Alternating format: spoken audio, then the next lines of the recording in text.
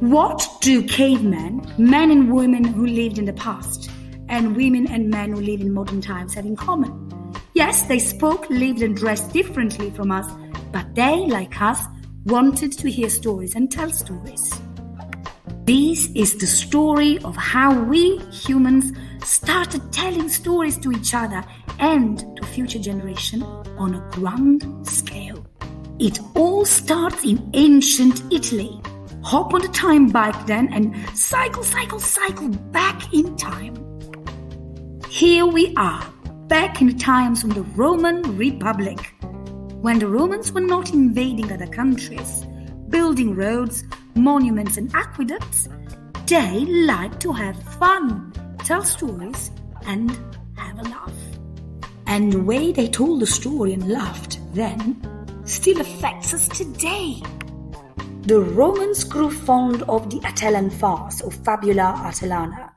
The name is inspired by the town of Atella, just south of Rome. The Italian farce or fabula Atellana influences comedy to this day. And this is why I really want you to learn to recognize the characters of this kind of Roman performance. And these are Bucco, Dossenus, Pappus and Maccus. These characters are different from each other, but they have things in common. Their bodies look very strange and unnatural. They have very large mouths and jaws. They have very incredible pot bellies and crooked noses, often with moles too.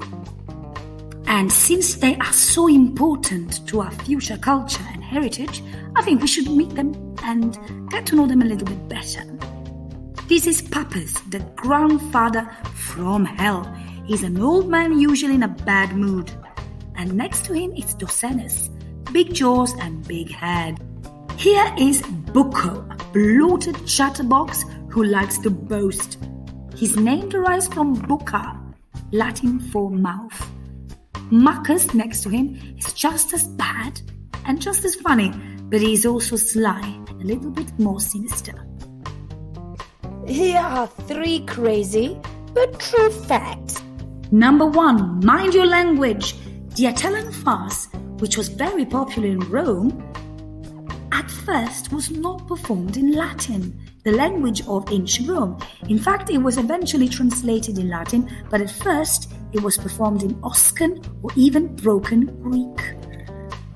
Number 2, sometimes young men from noble Roman families had fun performing fabula Atellana, but they could not do it as a professional. If they decided to become professional actors, they could have been expelled from their own clans and families, and they would certainly not be allowed to join the army.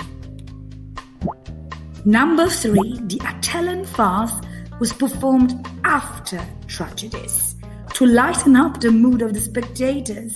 Can you imagine? First they cried and learned new things, and then they laughed a bit and then went home happier. That's all for today. Thank you for listening.